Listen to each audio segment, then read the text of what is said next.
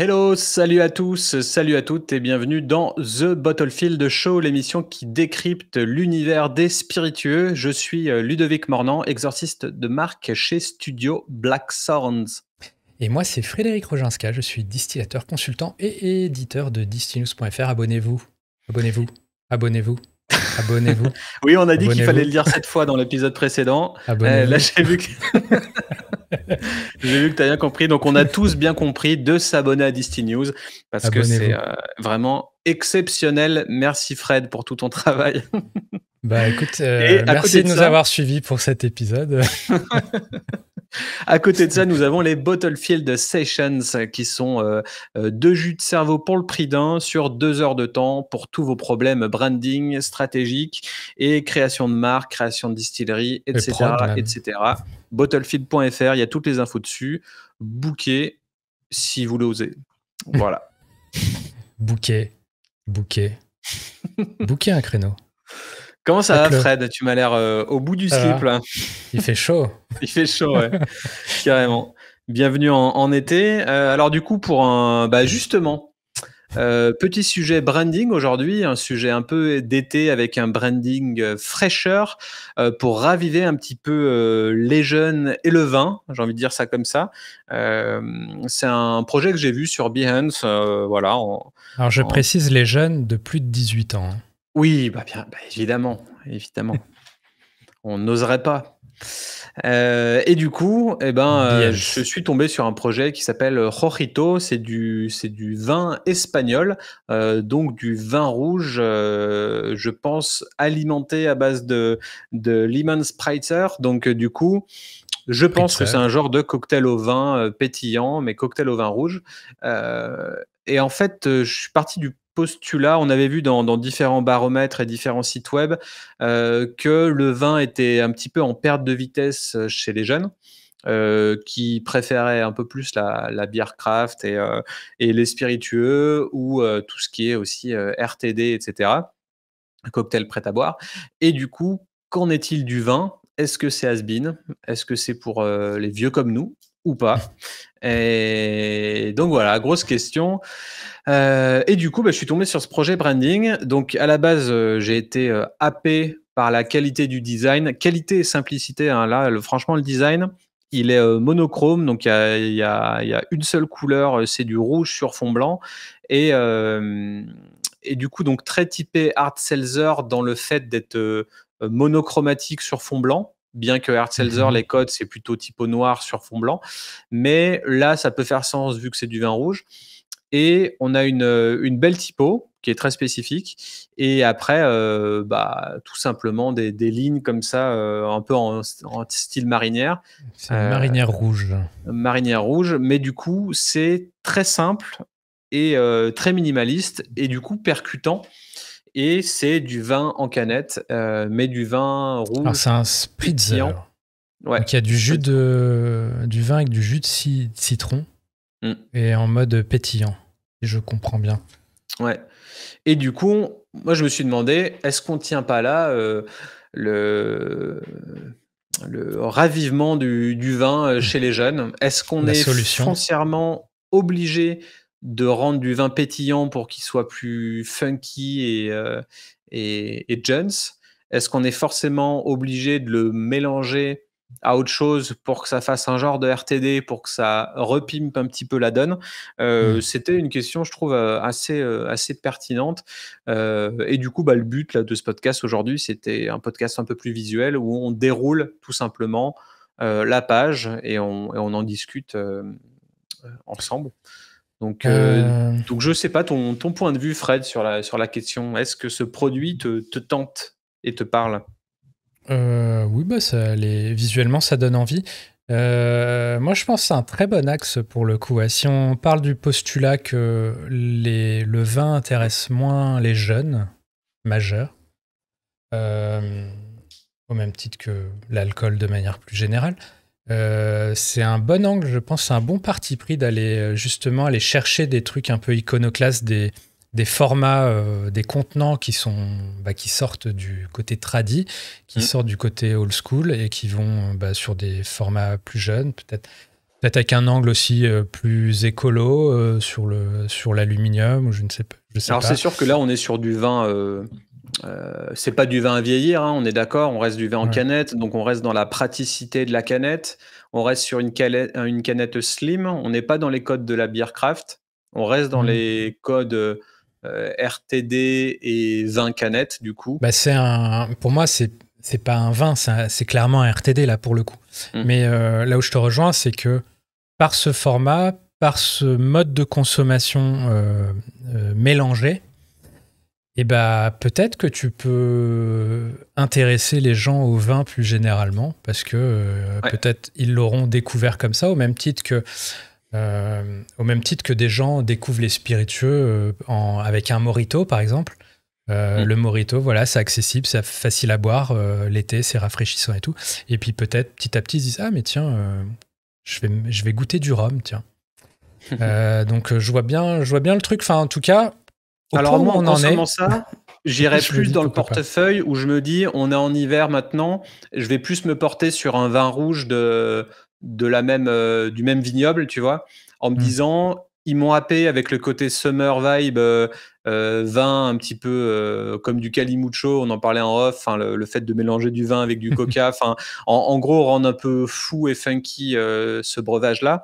Bah, peut-être que tu peux t'intéresser, et on parle beaucoup d'architecture de marque aussi dans ce podcast, tu peux t'intéresser au portefeuille global de la marque, et ça peut être une porte d'entrée pour les plus jeunes consommateurs vers d'autres produits du portefeuille du vignoble. Donc c'est aussi intéressant de Mais voir c'est ça le comme cas ça. là où Aucune idée. Honnêtement, c'est d'accord, juste un projet branding que j'ai ok. chiné, mais je ne suis pas allé voir en détail. Ouais, parce que je pense tel que je l'imagine là, je pense que c'est un produit. Le vin est pas du tout, enfin, c'est pas du tout associé à un vignoble ou quoi. On est vraiment sur un produit à base de vin. Il me Mais semble qu'il y peut-être, avait beaucoup ouais, de storytelling autour des vins d'accord. de la Rioja et d'Espagne, qui sont D'accord. en plus très bons. Donc, à voir peut-être dans le déroulé, on va avoir des surprises. Mais c'est sûr, déjà, dans la manière d'aborder la chose et dans les shootings photos, là, on est vraiment dans le côté très frais et très cool, le côté cool de la Il y a canette et de la écrit marque. Taste the Mediterranean. Voilà. Ouais. Goûter la Méditerranée. Ouais, mais je serais curieux parce que du coup là c'est juste un produit. Est-ce que du coup il y a le Rorito, est-ce qu'il y a le Blanquito, j'en sais rien, Ah bah, je sais pas, ou on va le dérouler pour voir, hein. Rosito, Mais là, tu vois, je il ne y sais pas. a no fat et sans calories. Donc, pour le Hmm. coup, on est dans les mêmes claims que les hard seltzer. Ouais, Mais je trouve que ça donne plus envie. Bah, tu continues de dérouler parce que il va y avoir une petite vibe, je trouve, sangria aussi dans le hmm. truc. Et pour moi, j'ai l'impression que, et je l'ai lu dans quelques dans quelques documentations de l'IWSR notamment, que les vins tranquilles étaient, donc les vins plats, pas pétillants, étaient en plus forte déperdition que les vins pétillants. Ce qui marche beaucoup mieux, c'est le rosé pétillant et les D'accord. vins qui sont plus pétillants. Donc, j'ai l'impression que Le le Prosecco. gazeux et le prosecco, etc., plaît beaucoup plus que quelque chose de plus tranquille. En Hmm. tout cas, c'est dans les tendances qui sont évoquées. Il y a un Donc, côté plus festif. ouais. Donc là, si vous Et nous peut-être. suivez en vidéo, on déroule un petit peu la page et on voit un petit peu. Peut-être que c'est marqué deux, trois choses là sur The Brand. Alors, tac, tac, tac, non, c'est sur le branding. Donc, Donc, Old métaphore visuelle Spanish, inspirée par Méditerranée. quelques attributs de marque. Donc, Old Spanish, méditerranéen, percutant, élégant, sophistiqué et clean. Hmm. Euh, je me demande si tout ça est pas aussi le reflet du succès, mettons, du Spritz, plus généralement. Mm. Et qu'en fait, Les wine donc spritzers, ouais, mais pas forcément en France pour le coup. ouais, mais qu'en gros, il y a des ponts qui se créent et peut-être que du Spritz, on en arrive à ce genre de RTD qui sont du coup plus focus sur le vin rouge. Là où, bon, un Spritz, c'est un mousseux et de l'apérole, quoi. Là, on revient, on va dire, à la matière première.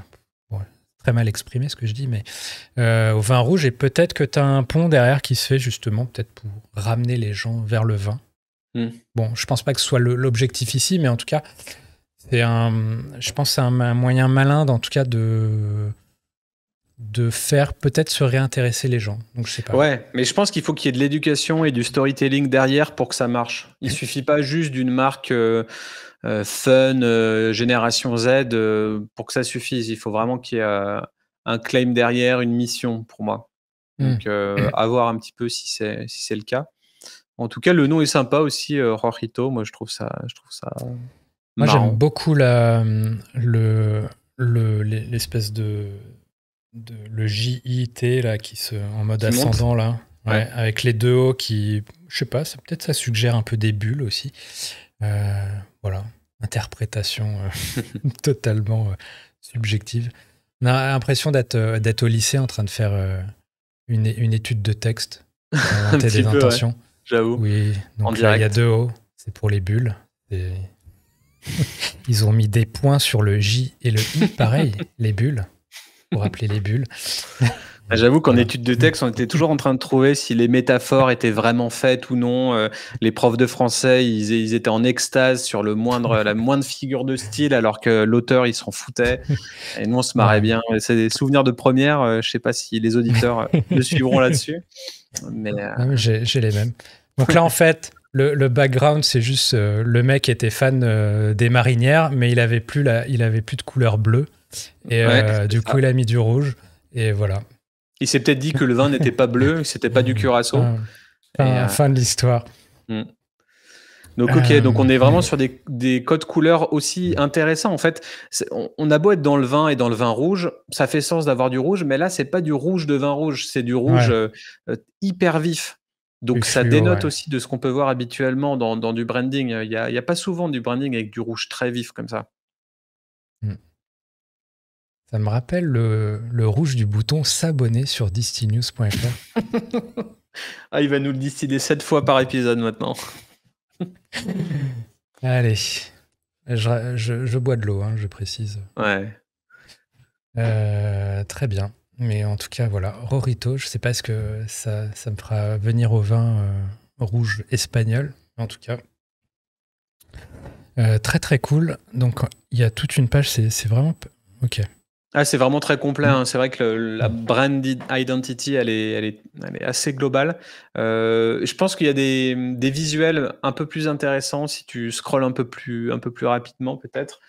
Parce que là, bon, c'est vrai qu'ils dupliquent les mêmes photos depuis le début.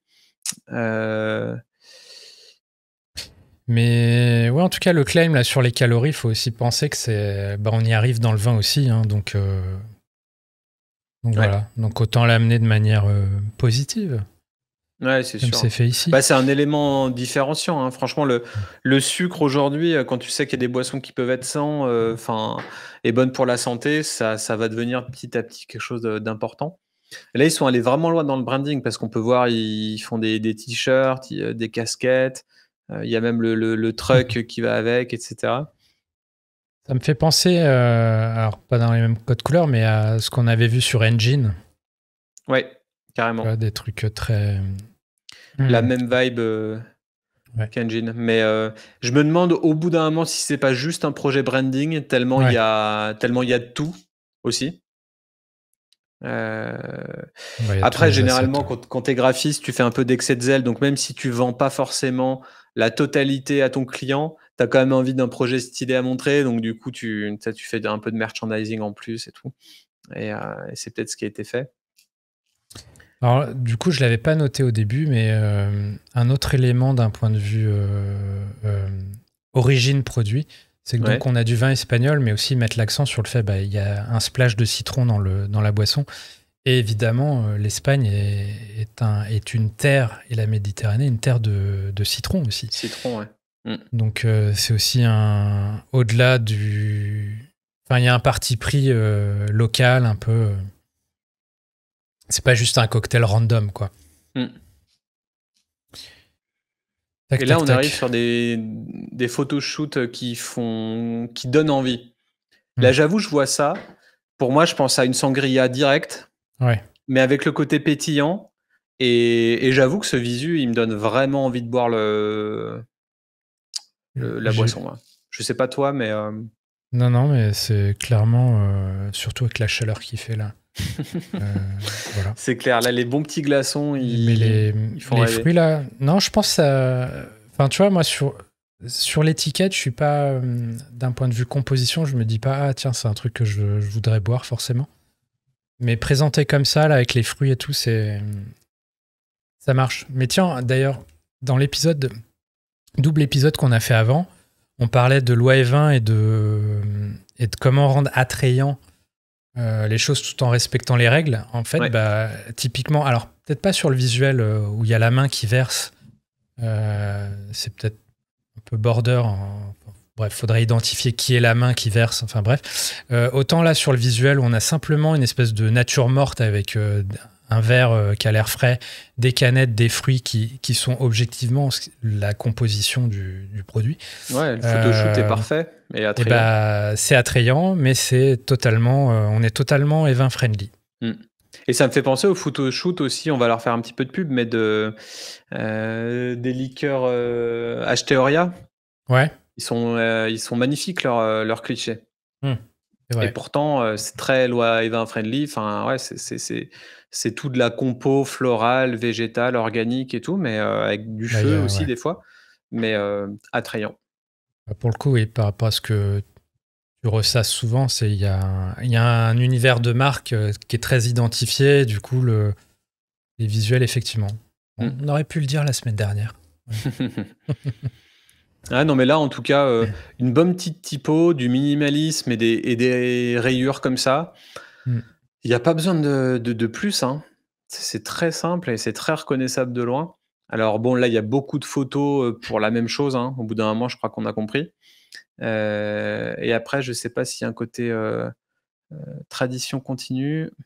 Donc, ils mettent en avant le côté recyclable de la canette. Donc là, par contre, on sort du cadre Evin. Voilà. Ouais. Ouais, là, on est clairement dans la marque lifestyle. Et on voit qu'il a la marinière en t-shirt assortie au produit. Et là, on arrive quasiment plus dans une marque typique américaine, alors qu'on est en Espagne, hein, au final. Donc, il y a un côté assez frais chez nos amis espagnols, finalement. Californien, quoi. Oh là là. De l'alcool et des jeux de cartes, mais... Si ça nous incite pas à faire des petits wagons, ça. Bravo. Ok. Bon, en tout cas, vous avez tout intérêt à regarder cet épisode en vidéo, hein, si vous êtes en audio, là. Ouais, carrément. Voilà, donc tous les côtés lifestyle, évidemment, à proscrire dans notre cher cadre à nous. Mais c'est toujours cool Et là, de regarder. t'as vu, les verres à vin, ils sont intéressants aussi. C'est un genre de flûte à champagne Ouais. et en même temps très triangulaire, tu vois. Mais Ça a l'air d'être du plastique. ouais, ça ressemble à du plastique. C'est Ça donne vraiment une vibe de plastique. Mais en tout cas, il y a un côté pas snob du tout, quoi. C'est à la bonne franquette. C'est pas. En fait, ça c'est fait aussi ça. petit pique-nique que n'importe qui pourrait se faire tranquillou et facilement avec la petite nappe, ouais, au final des verres en plastique, pas très éco-friendly pour le coup quand tu mets juste éco-friendly au-dessus. Mais mais dans l'idée, ça fait quand même marque populaire que tout le monde pourrait s'approprier. Ouais, puis clairement, par rapport au point de départ, on voit que ça cible des jeunes. Ouais, carrément. Très, très, très, très clairement. Les saveurs de la Méditerranée. Et on est au bord de la mer, hein, Alors, moi j'ai du son. On va couper. Voilà, avec des petites chips, évidemment. Parce que c'est comme ça qu'on consomme le vin. Vous le savez tous. En apéro. Non, mais en tout cas, c'est globalement un beau projet. Je pense qu'on a globalement fait le tour. de ça. Mais l'idée, en fait, bon, il faut rester low and friendly si vous faites un produit qui cible la France et les Français. Après, l'idée du wine spritzer, c'est quelque chose qui est assez intéressant. Moi, j'ai eu un client qui m'a approché pour un de mes workshops spécifiquement pour ce genre de produit, qui faisait à l'export pour le coup. Donc lui, typiquement, il s'est dit que ça marcherait bien aux États-Unis. Donc on a fait tout un process autour de ça sur des spritzers à base de vin pour les États-Unis. Et donc ça reste une tendance, ça reste une nouvelle porte d'entrée pour que les consommateurs de vin restent fidèles à ce type de breuvage, qui soit pimpé un peu. Et après, ça fait aussi réfléchir sur l'architecture de marque, comment créer une porte d'entrée vers des produits peut-être un peu plus traditionnels, qui font un peu moins rêver aujourd'hui, mais qui feront peut-être rêver dans 5 ans, 10 ans. À voir. En tout cas, la roue tourne et bon, c'est sûr qu'on n'est pas dans des produits de conservation ultime, hein. On va pas faire vieillir notre spritzer en canette et le ressortir dans 100 ans. Mais non, vous l'achetez, vous le mettez au frigo et puis voilà. Puis voilà. Vous le consommez. Congèle en 5 minutes et puis c'est parti. Avec modération, bien sûr. Bien sûr. Oui, bon, je pense que tout ce que tu as dit sur le vin, s'il y a des aficionados du vin, ils sont trop choqués par ton discours là. Mais... J'espère. Mais c'était voilà. Mon but. Ouais, on prend parti, nous. Ouais. Voilà. On a un invité spécial d'ailleurs. Hop là, tu viens me voir. Un petit mot. Ça sent le podcast des vacances, hein, avec le petit chat qui vient sur la caméra. On va faire des vues avec ton chat là. Voilà, il fallait venir au début, je t'ai dit. Ah bah voilà. Bon. Génial. Eh ben, bon, on va laisser Fred câliner son chat. Et nous, on se retrouve la semaine prochaine dans The Bottlefield Show. Absolument, à la semaine prochaine. Et je crois que d'ailleurs, on arrive au bout de la saison. Hein. On va prendre des vacances. Ouais, on verra. Il y aura peut-être des épisodes bonus. Voilà. Mais en tout cas, ouais. À la semaine prochaine. Peut-être, ou peut-être pas. Ou à la rentrée. Bon, vous saurez. Dans tous les cas, vous regardez Spotify ou votre appli de podcast ou YouTube. Si vous êtes abonné, et abonnez-vous d'ailleurs à The Bottlefield Show, vous verrez forcément un nouvel épisode arriver. Et voilà. Allez, on vous dit à plus. À bientôt. Commentez.